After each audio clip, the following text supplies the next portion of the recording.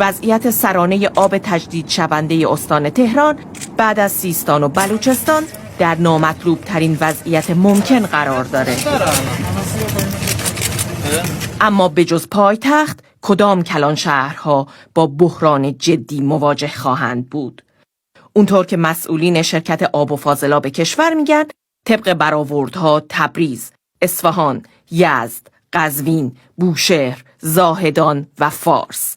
راه حل مقامات کشوری برای جلوگیری از جیره‌بندی و قطعی این مایه حیاتی در ماه‌های پیش رو تنظیم مدیریت فشار آبه که برای برخی از شهروندا مشکلای تازه‌ای به وجود آورده. چیزی که تحویل ما دادن این آبیه که از داخل شیر اومده. نگاه کنید، سیاهه. در این بین فراموش نکنیم امسال صدها روستا به جمع مناطقی که باید با تانکر بهشون